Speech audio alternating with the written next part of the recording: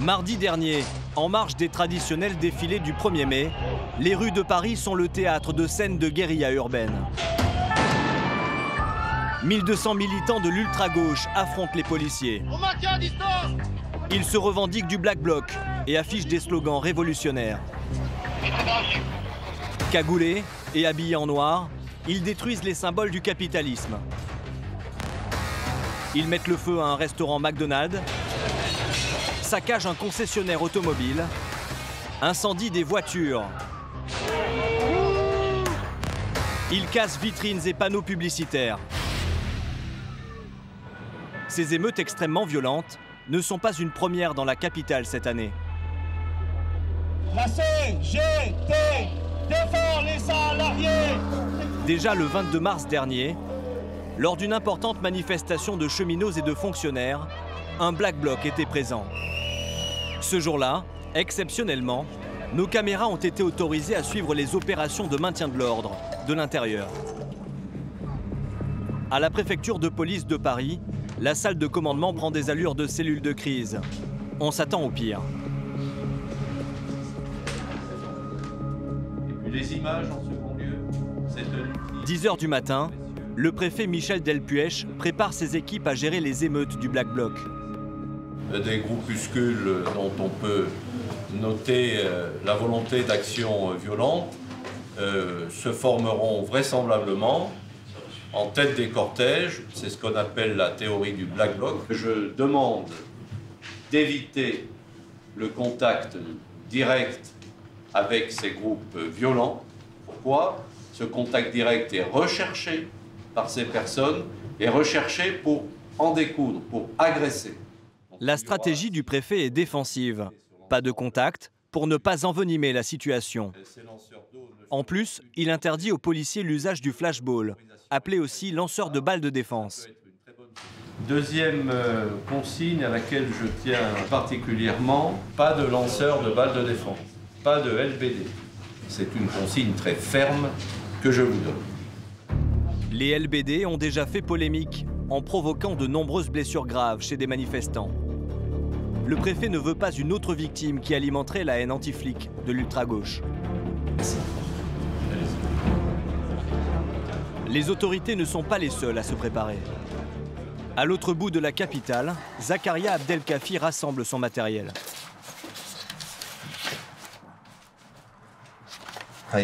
Ça, c'est mon masque. C'est pour me protéger les yeux. Et là, j'ai mon foulard. Pour les gaz. Zakaria est syrien. C'est un photographe.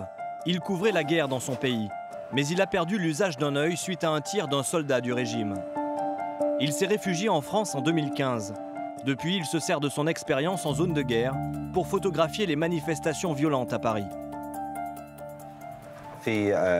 Ça, c'est pendant la manifestation du 1er mai l'année dernière. J'ai pris cette photo. Je n'aurais jamais pensé voir un policier prendre feu devant moi. Surtout à Paris en 2017. Ce cliché d'un CRS en flammes pris par Zakaria a fait le tour du monde. Photographier le Black Bloc est devenu sa spécialité. Les Black Blocs n'autorisent personne à les photographier, à moins de les connaître. Et moi, ils me connaissent. Alors ils me laissent faire. Les manifestations officielles commencent dans 3 heures. Mais Zakaria a appris que des étudiants d'extrême gauche étaient en train d'organiser un rassemblement sauvage, place de la Nation.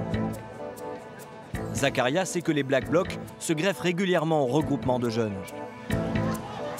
Le cortège s'élance. Effectivement, en tête, un Black Bloc s'est déjà formé, derrière des banderoles renforcées. Ces hommes en noir détestent les médias. Certains militants n'acceptent pas les caméras.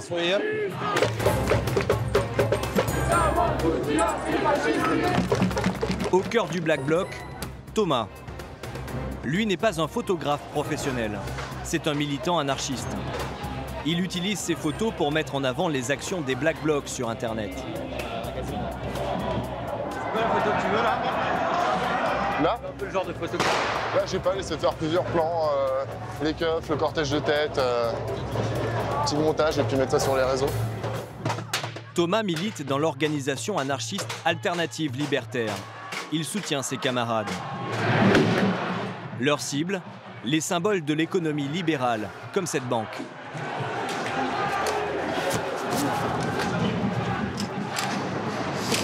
C'est beau.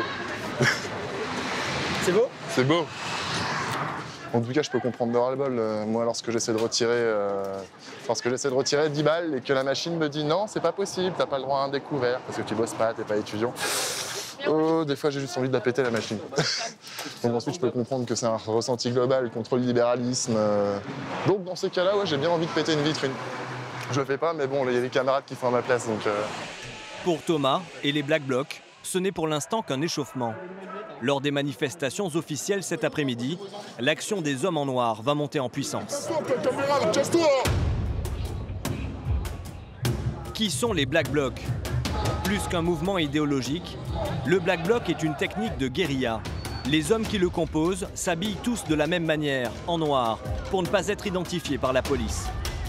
Ça crée une imagerie aussi assez violente qui permet aussi d'impressionner la police et d'avoir un autre rapport de force déjà rien que visuel. Ils viennent de toutes les tendances de l'extrême gauche. Certains sont anarchistes, autonomes ou libertaires, d'autres marxistes-léninistes ou ultra-féministes. Leur point commun, la haine de l'État et du capitalisme.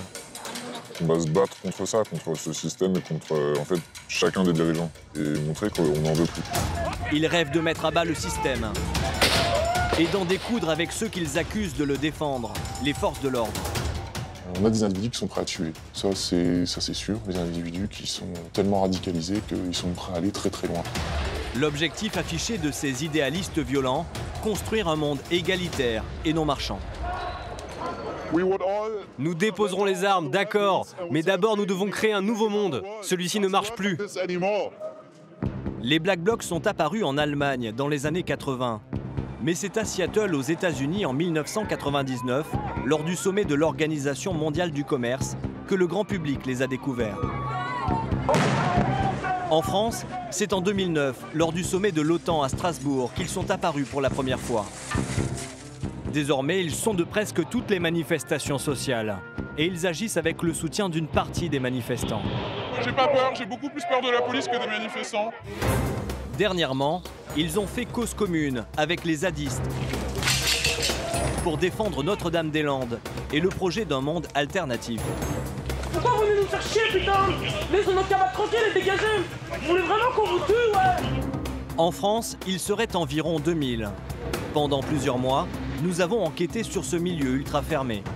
Ça me rappelle ce que je faisais lorsqu'on partait dans des manifestations violentes. Discrètement, on se cagoulait, en fait, on s'équipait. Certains ont accepté de s'exprimer pour la première fois devant nos caméras. On pleure beaucoup trop sur les flics qui sont cramés, sur les flics qui sont blessés. Quelques-uns de ces militants de l'ultra-gauche partent en Syrie. Ils prennent les armes aux côtés des Kurdes pour faire triompher leurs idées. Non, là t'es mort, pense à te baisser. Et peut-être les importer en France. Moi, je crois en la révolution mondiale. Je ne crois pas aux frontières, donc je pense qu'il faut répandre, il faut propager nos idées. Enquête sur la montée de l'extrême gauche radicale dans notre pays. Retour à Paris le 22 mars, le jour de la manifestation de cheminots et de fonctionnaires. Avant les cortèges officiels, des étudiants ont appelé à un rassemblement sauvage. Des Black Blocs sont en première ligne. Certains sont des amis de Thomas, le militant révolutionnaire. Les CRS tentent de les disperser avec des gaz lacrymogènes.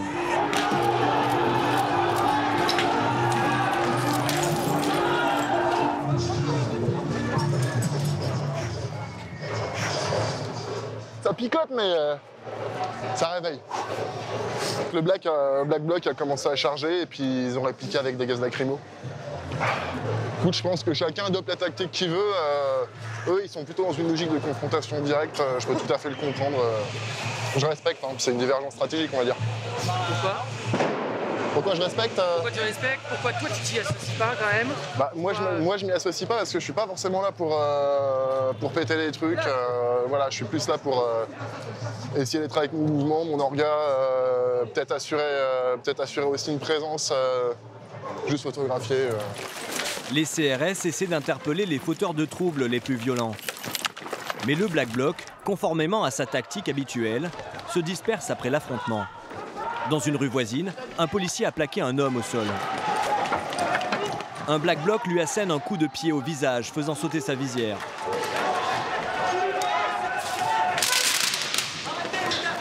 D'autres manifestants tentent de libérer l'interpellé. Autour de la scène, les caméras sont partout. Les militants d'extrême gauche filment pour alimenter les réseaux sociaux. Il y a les journalistes, bien sûr, mais aussi des policiers avec des caméscopes. Ils récoltent des preuves contre les fauteurs de troubles. Tout est analysé à la préfecture de police de Paris. Ma consigne, comme je l'ai expliqué, c'est plutôt de travailler les images pour voir qui a dégradé quoi, pour faire des interpellations ensuite au vu des images. Les photos prises par les fonctionnaires sur le terrain sont aussi très utiles pour le commissaire divisionnaire Johanna Primevert, porte-parole de la préfecture de police de Paris. Elle les trie et elle les transmet aux médias. Les autorités veulent gagner la guerre de la communication. Il y a une optique de transparence avec une information en temps réel des médias sur les grandes manifestations. Souvent, les photos sont prises par les manifestants ou par les journalistes qui sont dans la manifestation. Les photos que nous avons, nous, sont prises évidemment du côté des forces de l'ordre et donc donnent un autre point de vue qui nous paraît important et intéressant de montrer aux médias. Il est 14h30. La manifestation sauvage des lycéens a été dissoute. C'est maintenant aux deux cortèges officiels, ceux des cheminots et des fonctionnaires, de s'élancer.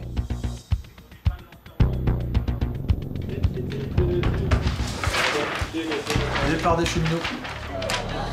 Le Black Bloc s'est reformé. 300 personnes cagoulées, qu'aucun service d'ordre syndical ne contrôle. Ils considèrent que ce n'est pas à eux de le faire. Du côté des manifestants, on est partagé. Il y a ceux qui condamnent leur présence. Nous, on n'est pas là pour faire de la violence, on est là pour exprimer notre mécontentement, rien d'autre. Certains, au contraire, justifient l'usage de la violence. Si la police provoque, il faudra répondre. Parce que la police, elle répond d'ordres qui viennent de l'État. Donc à un moment, quand on a besoin de se faire entendre, c'est une solution, oui. Pour Thomas, les Black Blocs ont leur utilité dans les cortèges. Il faut selon lui unir toutes les forces pour renverser le système.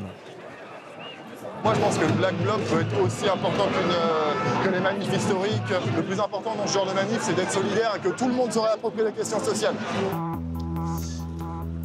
Côté police, nous sommes exceptionnellement embarqués avec une section de CRS. Elle est dirigée par le commissaire Maxence Crezat. À 30 ans, c'est un spécialiste des techniques de maintien de l'ordre. Le Black Bloc, il est constitué, vous allez descendre à Beaurepaire. C'est ça, Beaurepaire. Allez, vamos! Les hommes du commissaire Crezat se déplacent parallèlement au cortège qui avance sur le boulevard. Objectif, voir le Black Bloc, mais sans se faire voir. Il faut rester dans les rues adjacentes. La stratégie qui est retenue là, c'est celle dite du cheminement parallèle. S'il y a des dégradations, le préfet de police demande d'intervenir. Et là, boum, vous voyez, là, on glisse à droite. Et en 3 minutes, on est en capacité de rentrer, de prendre en charge sur l'itinéraire de la manifestation le Black Bloc. Le commissaire Crezat positionne son unité en embuscade, prête à intervenir. Voilà, les gars, on avance jusqu'au passage clouté. Un peu plus loin, sur le boulevard, une section de CRS s'est un peu trop aventurée à découvert, en bordure du cortège. Zakaria, le photographe syrien, sent que cela risque d'exciter le Black Bloc. Les policiers sont effectivement pris sous une pluie de projectiles. Ils les prennent à partie, il faut qu'ils se reculent. Le conseiller police du préfet ordonne immédiatement le repli des CRS. Essayez de reculer, qu'ils ne vous voient pas, quoi, mais qu'ils ne puissent pas vous avoir à vue. Les CRS font marche arrière.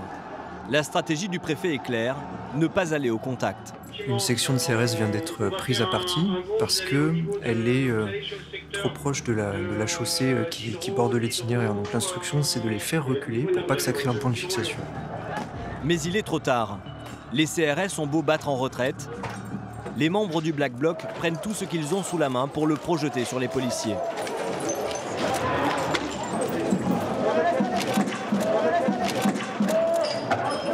La situation dégénère.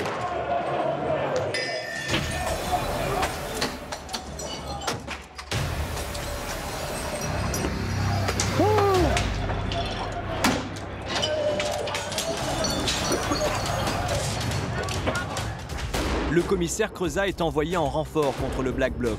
Major, on avance, prochaine à gauche. Il positionne ses hommes et son lanceur d'eau.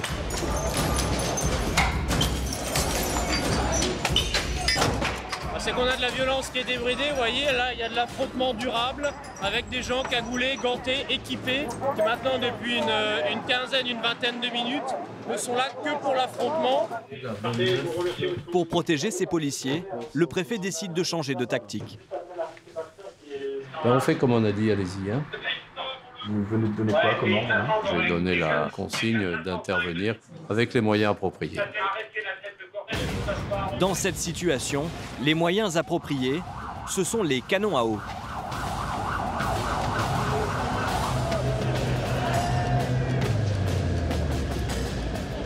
Bon bah voilà, on en est là.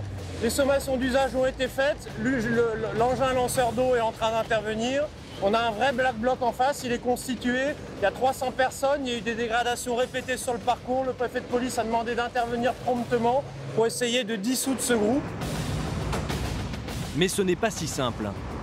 Malgré les trompes d'eau qui s'abattent sur lui, le Black Bloc offre une forte résistance. Vous voyez un peu les projectiles qui sont lancés. On a des morceaux d'échafaudage, on a du pétard de gros calibre.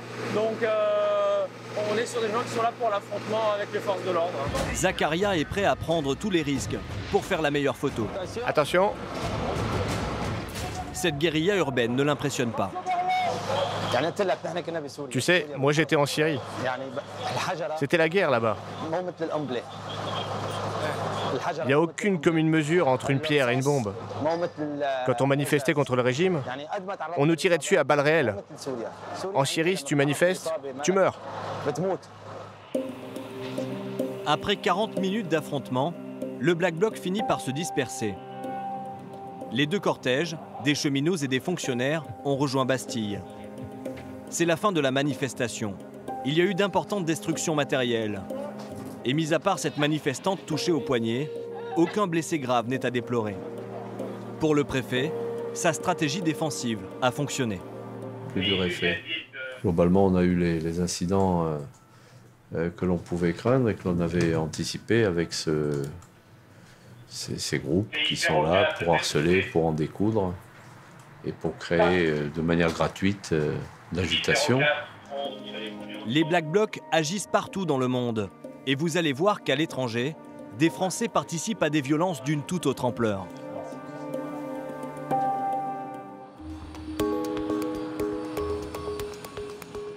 Hambourg, au nord de l'Allemagne. Cette grande ville d'1 800 000 habitants est la deuxième plus importante du pays, juste après Berlin, la capitale. En ce début juillet, cette métropole d'ordinaire très paisible est en pleine agitation, dans un quasi-état d'urgence. Certains quartiers sont complètement bouclés. Les riverains doivent changer leurs habitudes. En tant qu'habitant, on doit faire de grands détours. C'est un peu énervant. Dans le centre-ville, plusieurs zones ultra sécurisées sont interdites d'accès. C'est là que se tient le 12e sommet international du G20. Une rencontre annuelle entre les chefs d'État des 20 pays les plus puissants au monde. Emmanuel Macron, Donald Trump, Angela Merkel, Vladimir Poutine, tous ont fait le déplacement. Pendant 2 jours, ils vont décider de l'avenir de la planète. Sauf que ces rencontres ne plaisent pas à tout le monde. Partout dans la ville, des slogans hostiles au G20. Pour une partie de l'ultra-gauche, ce sommet est le symbole à abattre du capitalisme et de la mondialisation. Hambourg s'attend à des manifestations extrêmement violentes.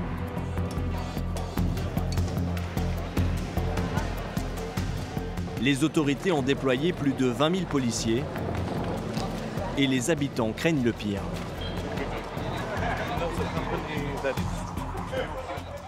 La plus dangereuse nuit de Hambourg. Ce que redoute le gouvernement d'Angela Merkel, c'est la venue de Black Blocs de toute l'Europe. Hambourg est traditionnellement un des hauts lieux de l'activisme mondial d'extrême gauche. Elle y a un de ses principaux QG, dans le quartier alternatif Sankt Pauli, au Rote Flora, un théâtre devenu un squat politique depuis 1989. À 900 km du Rote Flora, à Paris, des activistes des Black Blocs se préparent à rejoindre leurs camarades allemands. Nous avons réussi à approcher certains d'entre eux. Nous sommes à 48 heures de leur départ. Martin est un personnage important de la mouvance d'extrême gauche. Il ne souhaite pas être reconnu. Il y a le Rote Flora, tellement c'est une institution, hein, il est noté sur Google Maps. C'est un des endroits qui a participé de la création des techniques de Black Bloc en fait. Hein, et, pour beaucoup en fait dans le milieu antifasciste, quelque part passer à Hambourg, c'est comme un pèlerinage.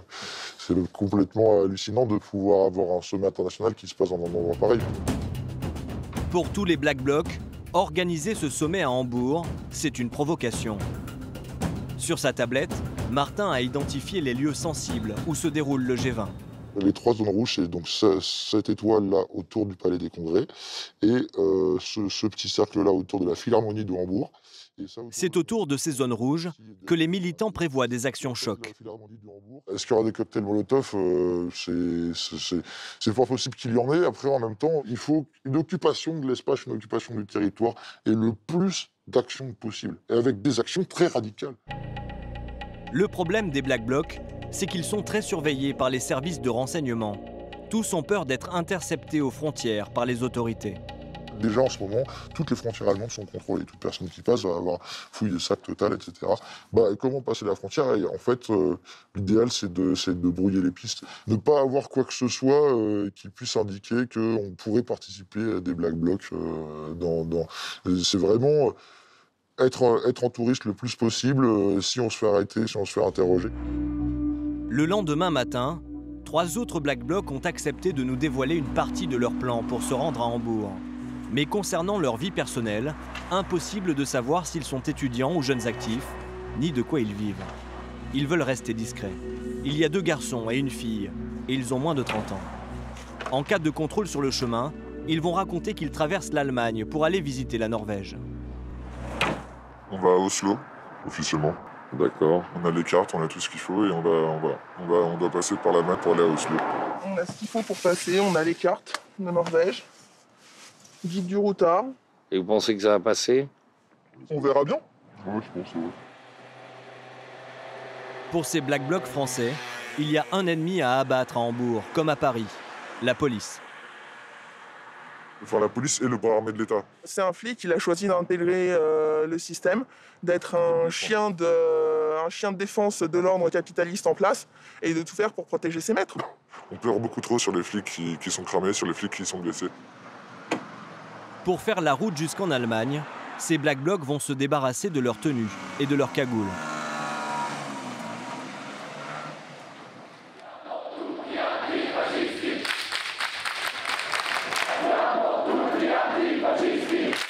À Hambourg, les premières manifestations anti-G20 commencent.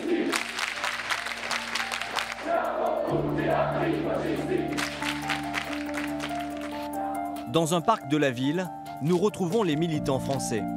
Leur voyage s'est bien passé. Ils se sont déjà procurés de nouveaux habits noirs, la couleur de l'anarchie. On est tous habillés pareil, on est tous en noir. C'est ce qui donne cet effet un petit peu impressionnant. Hein. Ça crée une imagerie aussi assez violente qui permet aussi d'impressionner du coup la police et d'avoir un autre rapport de force déjà rien que visuel qui peut impressionner en fait. Les Black Blocs attaquent toujours en groupe. Et comme à chaque fois, ils vont cibler tous les symboles du capitalisme.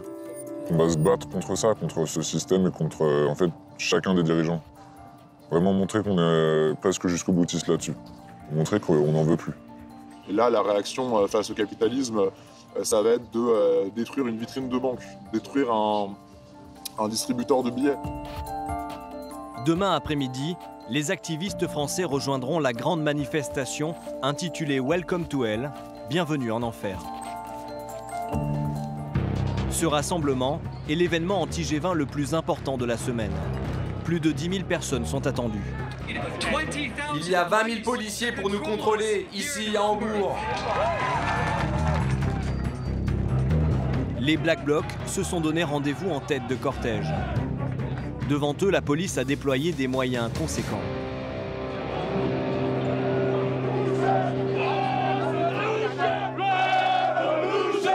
Comme à Paris, les Black Blocs précèdent la manifestation officielle anti-G20. Mais cette fois, les forces de l'ordre sont trop nombreuses.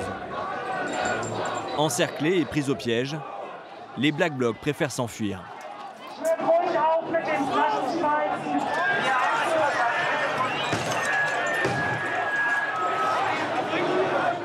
Le grand rassemblement Welcome to Hell n'aura pas duré très longtemps.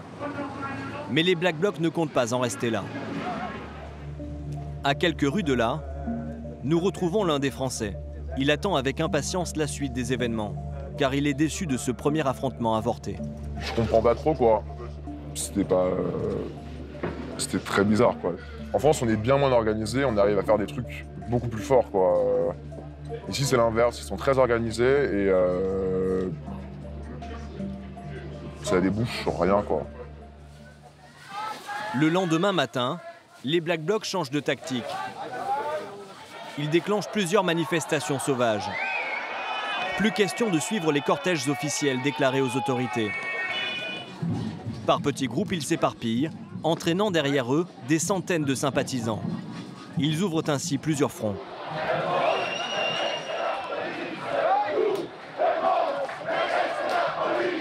Les forces de l'ordre doivent se diviser. Elles vont très vite être débordées.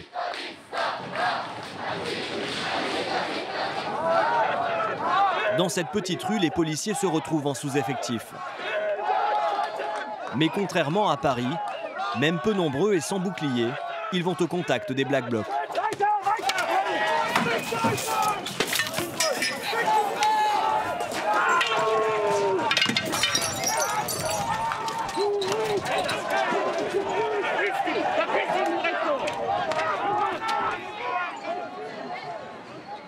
Les Black Blocs ripostent, notamment avec un mortier de feu d'artifice. Les charges explosives peuvent blesser grièvement un homme. Elles rasent la tête des policiers, mais ils sont peu impressionnés et ils chargent.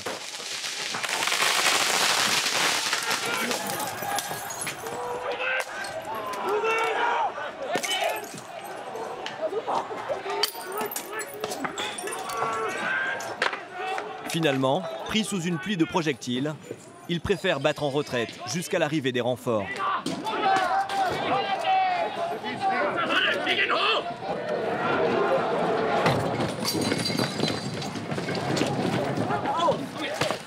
Un manifestant est interpellé.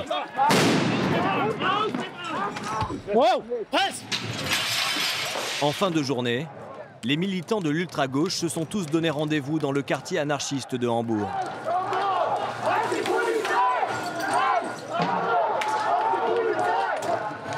Après avoir allumé plusieurs feux, ils affrontent de nouveau la police par petits groupes. Les accrochages sont extrêmement violents.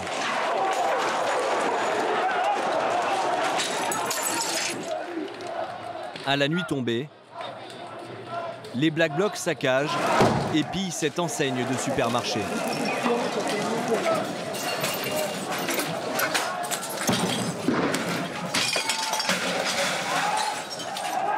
Les bouteilles d'alcool volées serviront d'armes contre les forces de l'ordre. Nous déposerons les armes, d'accord, mais d'abord nous devons créer un nouveau monde. Celui-ci ne marche plus. Là, c'est l'action la plus importante depuis 22 ans. Les Black Blocs sont décidés à perturber le G20 jusqu'au bout. Dans cette rue, ils préparent une nouvelle bataille contre la police. Certains ramassent ce qu'ils peuvent pour ériger une barricade.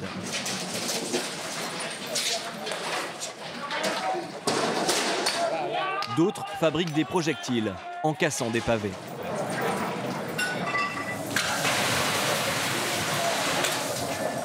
Les forces de l'ordre décident d'utiliser les canons à eau pour repousser les militants d'extrême gauche.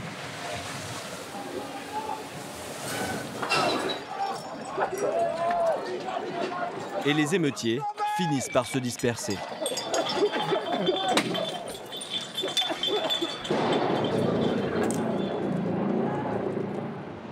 Au petit matin, le quartier se réveille avec la gueule de bois. Des dizaines de vitrines sont endommagées et les distributeurs de billets saccagés. Bilan des affrontements, 476 policiers blessés et 186 personnes arrêtées. Ce petit restaurant, situé à quelques mètres de la barricade érigée la veille, a été épargné. Mais sa patronne est sous le choc. C'était une catastrophe.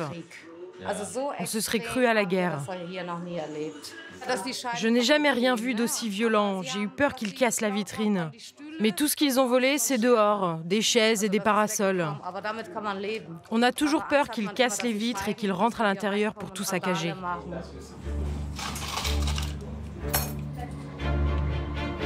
Pour découvrir qui sont les Black Blocs, nous avons rencontré un de ses anciens membres. Vous ne verrez pas son visage, car aujourd'hui, à 30 ans, il a refait sa vie. Même la plupart de ses proches ne connaissent rien de son passé violent. Ça me rappelle ce que je faisais lorsqu'on partait dans des manifestations violentes. Discrètement, on se cagoulait, en fait, on s'équipait. Paul a milité 6 ans à l'ultra-gauche, dans un groupe anarcho-autonome. Il était galvanisé par la haine de l'État et de sa police. Le but était de créer une révolution. Vous voulez affronter le système, vous voulez faire tomber l'État. En fait, c'est ce qu'on veut carrément, dans certains discours, c'est la guerre civile.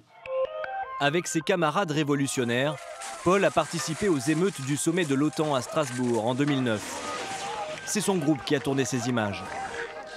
Alors là, ici, on est au cœur du Black Bloc. Donc vraiment, avec nuages de lacrymogènes, grenades assourdissantes, flashballs. Vraiment, la technique d'assaut, c'était vraiment de les saturer de tout ce qu'on pouvait trouver. Morceaux de macadam, bouts de morceaux de ferraille, des marteaux, si on avait des marteaux aussi, des mortiers de feu d'artifice, des pétards puissants, des cocktails Molotov, des bouteilles d'acide chlorhydrique. Donc en fait, il y avait quand même des choses qui peuvent infliger des blessures très graves. Il y avait la volonté de leur faire mal. À l'époque, dans son organisation, Paul était devenu le spécialiste de l'armement anti-émeute de la police. Donc ça, en fait, c'est tout ce qu'on récupérait sur les lieux de manifestation. Ces munitions, on les étudiait, c'est-à-dire on regardait ce qui était inscrit dessus. Donc par exemple, ici, on voit, il est marqué un lanceur 50 mètres. Donc on savait que ça, c'était des lanceurs 50 mètres. Ça, c'est les anciennes douilles de flashball, avec les balles en caoutchouc qui ressemblent un peu à une balle rebondissante. Donc c'est l'équivalent d'un uppercut quand on se la prend. Donc en fait, le but, c'était de rapporter un maximum de renseignements, de faire des tracts par la suite, afin de perfectionner en fait les militants et les nouveaux venus, surtout les nouveaux venus en fait, pour éviter par exemple de ramasser une grenade qui peut exploser dans la main. Paul estime qu'aujourd'hui, les nouveaux venus dans les Black Blocs sont plus attirés par la violence brute que par l'idéologie politique. Il y a une radicalisation vraiment très très importante qu'on peut constater, mais une radicalisation rapide dans ces milieux. Voilà. Ils sont passés vraiment d'une manifestation lycéenne à la manifestation sous forme de Black Bloc.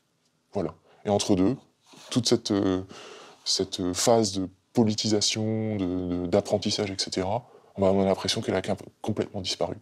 On a des individus qui sont prêts à tuer, ça c'est sûr, des individus qui sont tellement radicalisés qu'ils sont prêts à aller très très loin.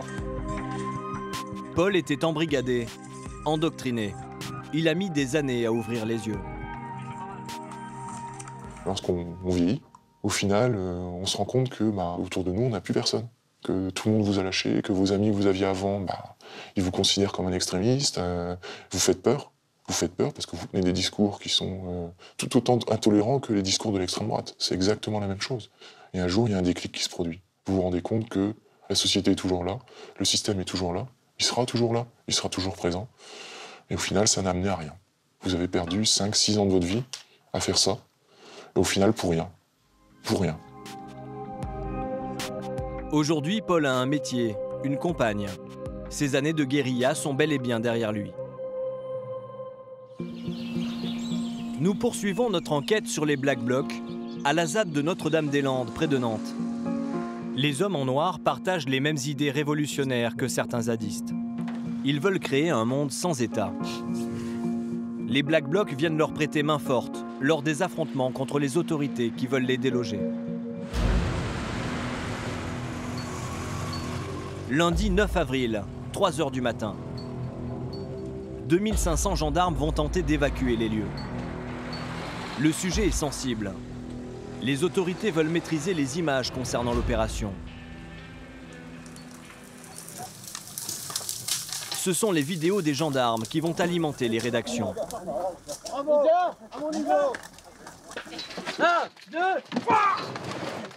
Les journalistes sont tenus à l'écart.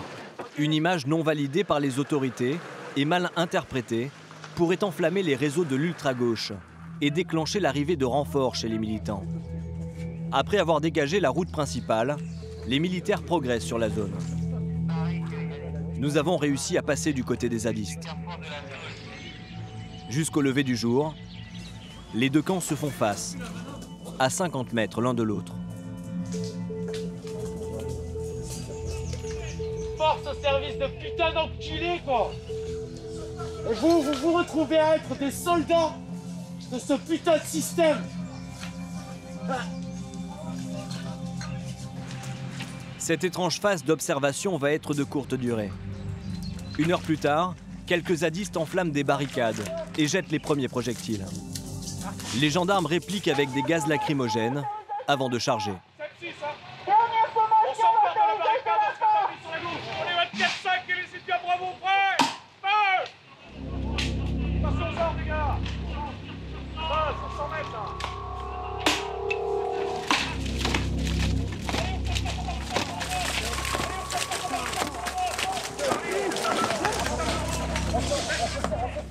Les zadistes se replient pour mieux contre-attaquer avec des fumigènes et des pétards.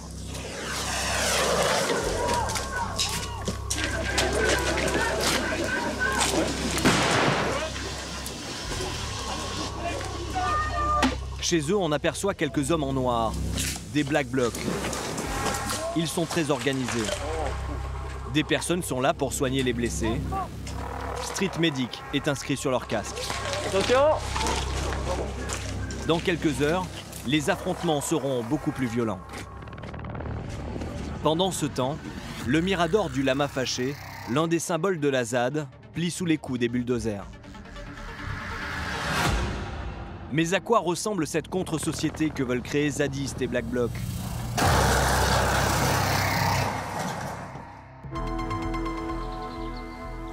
Quelque temps plus tôt, nous avions rencontré certains des 200 militants qui occupent illégalement les lieux. Nous étions là, au mois de janvier, le jour de l'annonce par le Premier ministre de l'abandon du projet d'aéroport.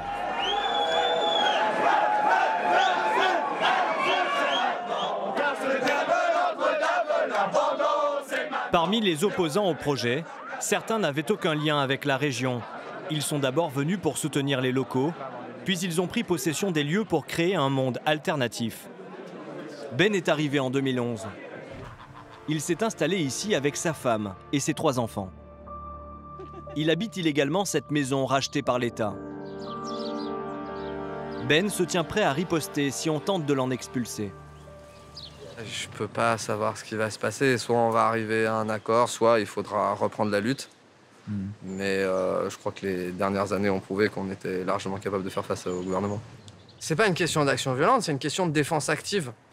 En fait, moi, quand on me met une baffe, je tends pas la joue gauche, quoi. Je me défends, en fait. Par contre, moi, je vais pas attaquer l'adversaire, je vais pas les provoquer, j'ai pas la haine, je sais pas quoi. Mon rêve, c'est pas de brûler du flic ou je sais pas quoi. Simplement, s'ils viennent détruire ma vie, mes rêves et ma maison, je la défendrai jusqu'au bout, c'est sûr.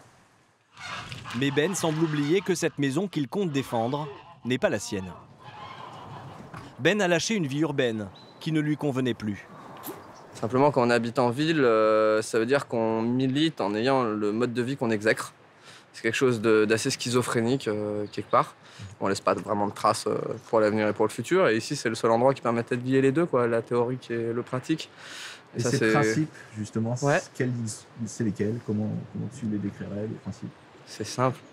Un monde plus juste, un monde solidaire et égalitaire. On ne demande pas grand-chose. Hein. Ben, l'ancien citadin, s'occupe désormais de cette ferme expérimentale. Il montre fièrement à Michel, son ami, son dernier projet. De quoi t'as pas vu? Le début de la mare, là? Ouais. Ah, c'est que le quart ou le tiers de la mare encore. S'il creuse ce trou, c'est pour en faire une mare au canard. Ben, qui n'avait aucune connaissance en agriculture ou en horticulture avant d'arriver dans la ZAD, fait pousser des légumes et des herbes.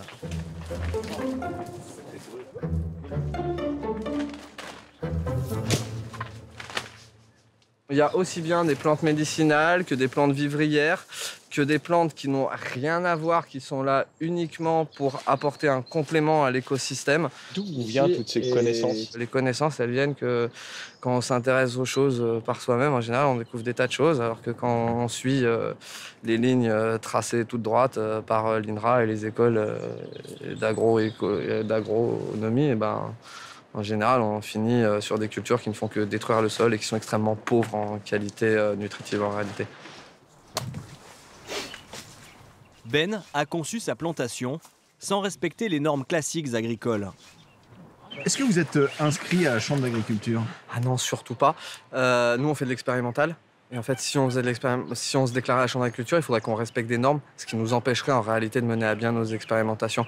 Donc on ne peut pas se permettre d'être inscrit à la Chambre d'agriculture si on veut pouvoir continuer nos recherches. Ah oui, bonjour Iggy. Ben et Michel sont attachés à leur projet. Un monde dénué de rapports marchands.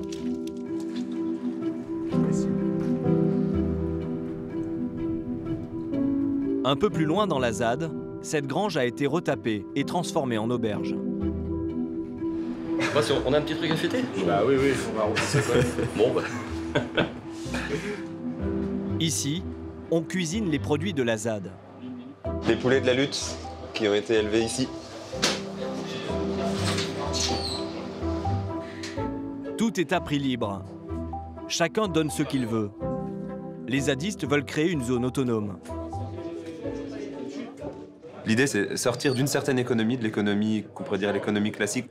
Et ça passe par le fait de travailler beaucoup, à produire des choses, à faire plein de choses, mais de manière bénévole, et de mettre tout ça en partage. Ces occupants de la ZAD veulent s'affranchir de l'économie, vivre entre eux selon leurs propres règles, en dehors du système. Ils sont libertaires, ils ne se reconnaissent dans aucun parti politique. Il faut qu'ils apprennent à pas avoir peur, à associer ce truc-là au lait. Voilà, c'est bien, regarde mon pote. Voilà, tu vois, tu peux être dedans, tout va bien. Comme ses camarades, Jojo rejette l'État. Moi, je me considère ni comme un zadiste, ni comme un militant d'ultra-gauche. J'ai pas un truc genre je suis anarchiste ou communiste ou machin, un modèle tout fait. Où est-ce que tu te places sur l'échiquier politique finalement? La définition la plus simple, ce serait dire qu'on est des révolutionnaires, qu'on est des gens qui ne croient plus en la politique classique et qui n'ont pas de modèle, de système tout fait à présenter, qui essaient juste, là où ils sont, depuis une diversité de compositions, de faire les gestes qui permettent de mettre en échec l'État. L'État, lui, veut faire respecter le droit, tout en sortant de l'impasse. Alors la préfecture a proposé de ne pas expulser les zadistes, qui régulariseraient leur situation, en déclarant leur projet aux autorités. Les autres seront délogés. Retour en avril 2018. Les gendarmes poursuivent leur opération de destruction de squats. Ils font face à des zadistes soutenus par des Black Blocs. Ils sont chez eux, ils sont tranquilles. Sur le toit de ce qu'on appelle la chèvrerie, une cabane de terre, de paille et de tôle, un homme et une femme cagoulés tentent de faire barrage au bulldozer. Il est solide ce toit, pourtant on l'a fait nous-mêmes avec nos petites mains, c'est une maison en terre, regardez. Pourquoi vous venez nous faire chier, putain? Laissez nos camarades tranquilles et dégagez. Vous voulez vraiment qu'on vous tue, ouais? Au cœur des affrontements, la bataille de l'image continue. Zadistes et gendarmes se filment les uns les autres. Dans le champ voisin, une centaine de gendarmes ont affaire à un groupe de militants cagoulés qui tentent de protéger cette cabane de la destruction. Quelle est la stratégie pour résister? L'idée, c'est de prendre la tâche de plus en plus difficile, de plus en plus compliquée, tenir le terrain le plus possible, de manière à ce que le conflit devienne tellement étendu dans le temps qu'il finisse par être trop coûteux à l'État et qu'il se retire. Les militants harcèlent régulièrement le cordon de gendarmes. Les forces de l'ordre finissent par répliquer, avec un écran de gaz lacrymogène.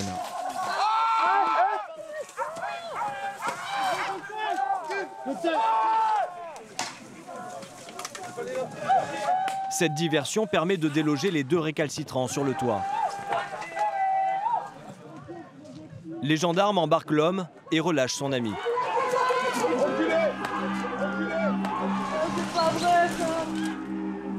Elle assiste impuissante à la destruction de sa cabane.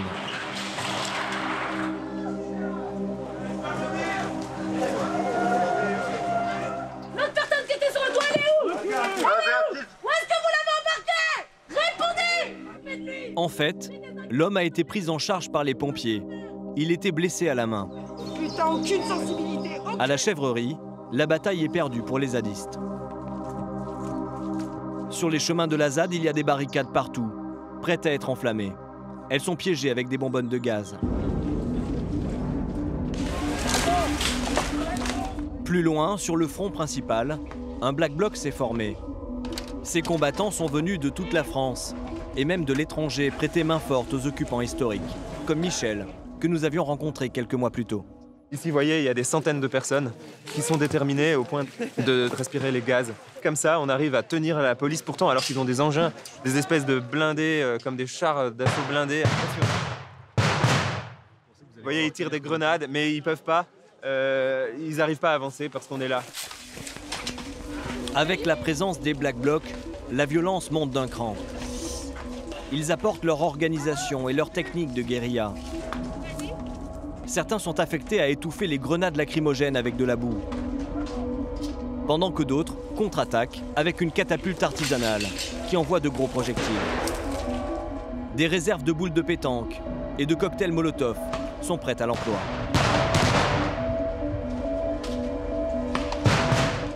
Les forces de l'ordre tentent de repousser les militants avec des gaz lacrymogènes et des grenades assourdissantes. Ces affrontements violents vont durer près d'une semaine. Au bout de la route qui traverse la ZAD et qui a été bloquée pendant 6 ans, La Pâquelée est un village asphyxié. Faute de passage, les commerces ont mis la clé sous la porte, les uns après les autres. Pascal, le boucher, n'en peut plus. Depuis 6 ans, le café-tabac a fermé, le restaurant plus haut a fermé, la boulangerie a fermé, la pharmacie a fermé. Comme tous les commerçants restants, on n'attend qu'une chose, c'est que la départementale ouvre le plus rapidement possible. Chez Catherine, la coiffeuse, c'est également l'exaspération qui domine. Enfin, moi, je ne veux plus en entendre parler. Et nous, on a des projets, on paye nos impôts, on paye tout. Alors, que tout le monde soit à la même, étiquette. Il n'y a pas de raison qu'il y a des lois pour certains, des lois pour d'autres. J'ai toujours payé tout ce que je devais, alors j'estime qu'eux, c'est pareil. Ces gens qui font du pain, qui élèvent des bêtes, contre... voilà, ils n'ont aucun contrôle, alors que nous, on nous contrôle pour un oui, pour un non. Depuis le début des opérations d'évacuation, 29 squats ont été détruits par les forces de l'ordre. Les gendarmes comptent 70 blessés dans leur rang. Il y en aurait 270 chez les zadistes et les Black Blocs.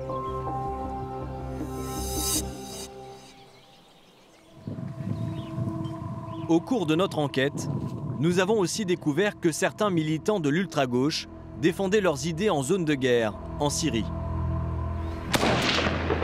Ils viennent combattre aux côtés des Kurdes, qui tentent de repousser Daesh et revendiquent un territoire. Ces volontaires français ont rejoint une organisation d'extrême gauche révolutionnaire et sont regroupés dans un bataillon international. Ceci est un appel à tous les militants de gauche, à tous ceux qui refusent de s'en remettre à l'État français pour combattre Daesh. Nous appelons ceux qui le peuvent à nous rejoindre, ici au Rojava. Dans leurs vidéos de propagande, ces militants appellent à libérer le peuple kurde de l'oppression. Ils soutiennent aussi ouvertement les combats que leurs camarades d'ultra-gauche mènent en France, notamment dans la ZAD de Notre-Dame-des-Landes. Parce que ce n'est pas seulement symbolique, émotionnel et effectif. La ZAD, c'est des formes communes de personnes d'utilité propres et variées. On reçoit notre chose. Au Rojava, nous avons rencontré l'un de ces combattants français d'ultra-gauche. Raoul a 23 ans. Il vit dans une base des Yépégués, les rebelles kurdes. Il fait la guerre à leur côté depuis 16 mois. Moi, je soutiens l'expérience Rojavi. L'expérience Rojavi, à long terme, s'oppose à la modernité capitaliste, s'oppose au monde libéral et propose une alternative sociale qui est très clairement imprégnée à gauche. Raoul se définit comme anticapitaliste, mais aussi viscéralement antifasciste. Il combat avec les Kurdes ce qu'il appelle le fascisme islamiste de Daesh. Mais il combat aussi la Turquie qui a repris aux Kurdes une partie de leur territoire. Là t'es mort, pense à te baisser. Là il y a une fenêtre, c'est le territoire de l'ennemi. Après les batailles de Raqqa, ou plus récemment d'Afrine, Raoul a besoin de repos. Avant de repartir au front, il forme les nouvelles recrues venues de l'étranger. À l'arrière, c'est aussi des tours de garde. Et sinon, le reste du temps, c'est s'entraîner. Ou dernièrement, c'est aussi entraîner de nouveaux internationalistes qui sont venus. Là, c'est plutôt chouette, le fait de partager ce que j'ai appris. Et finalement, de donner des cours, comme j'en ai eu à l'origine, des cours militaires et de guérilla, c'est plutôt sympa. Raoul a été formé par les Kurdes à la guerre. Et en France, il a fait ses armes dans les Black Blocs, alors qu'il était encore étudiant. Attends qu'elle arrive. C'est bon. Raoul a été marqué par certaines scènes de guerre qu'il a vécues, en particulier à Raqqa, où il a perdu un camarade. Daesh a réussi à traverser nos lignes et a lancé une attaque ici. Ils étaient juste là, on les voyait courir. On a dû briser les lignes de Daesh pour aller sauver nos camarades. On s'est aperçu qu'ils avaient eu un blessé. On était 3 à le porter sur un matelas. Et l'ennemi nous tirait dessus, on n'entend pas, mais les balles continuent à siffler autour de nous. C'était assez stressant comme situation. Et lui était vraiment mal en point. Et il est décédé, je crois, 1 heure après, parce qu'il a perdu trop de sang. Donc son nom, c'était Roufak. Il avait 21 ans. Et il est mort ce jour-là. On a vraiment fait notre possible pour le sauver, mais ça n'a pas suffi. Raoul est prêt à mourir pour son combat.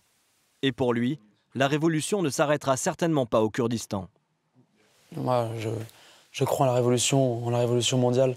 Je ne crois pas aux frontières, donc je pense qu'il faut répandre, il faut propager nos idées. Et aujourd'hui, c'est au Kurdistan. Demain, ça sera peut-être en Europe, qui sait. Pour Raoul, tout est bon pour mener à bien la révolution, même les moyens les plus radicaux. Pour en finir avec la société actuelle, pour abolir un système, il faut user de la violence. Ça, c'est un fait. Après, par rapport à la lutte armée, qu'on soit très clair, moi, je n'ai aucun appétit pour la violence. Je n'aime pas ni la guerre ni la violence. Mais si l'ennemi ne laisse pas le choix et s'il faut la vivre encore pour essayer de se libérer du monde actuel, moi, je suis préparé. Je suis préparé. Parmi les rares choses que Raoul a amenées de France, il y a des livres. J'ai peut-être relu 2 ou 3 fois chacun d'entre eux pour m'occuper sur le front de Raqqa. Dans ses lectures, il puise son idéologie libertaire, révolutionnaire et anti-police. Je pense que c'est très intéressant, très formateur aussi par rapport aux nouvelles techniques d'État et de police. La police n'étant pour moi rien de plus qu'un gang armé au service d'une mafia, qui est la mafia d'État. Ce qu'il faut comprendre aussi, c'est que tout ce temps qu'on est les révolutionnaires ici, non seulement en Europe, on a déjà vécu la répression, et en rentrant, on la vivra encore plus. Avant de partir, le jeune homme était déjà surveillé par les autorités en tant que membre de la mouvance d'ultra-gauche. Aujourd'hui, avec leur connaissance militaire, lui et ses camarades inquiéteraient encore plus les services de renseignement. Bien sûr que je serais considéré comme une menace. D'ailleurs, c'est déjà le cas. C'est déjà le cas, ça je le sais. Et de fait, moi en France, je pense que je ne ferai rien. Parce que je serai encore plus surveillé qu'avant. Par contre, je pense que c'est le devoir d'autres camarades qui ne sont pas forcément dans la même situation que moi, qui sont un peu plus libres, et un peu moins surveillés et un peu moins suivis par les renseignements. C'est leur boulot à eux, je pense, de mener, de continuer des actions. Pour l'instant, Raoul n'a pas encore prévu de revenir en France. Comme lui, il serait plusieurs dizaines de militants de l'ultra-gauche à être passés dans les rangs de l'armée kurde. À Paris, 3 jours après les affrontements du 1er mai, sur 102 personnes placées en garde à vue, 47 ont été déférées au tribunal.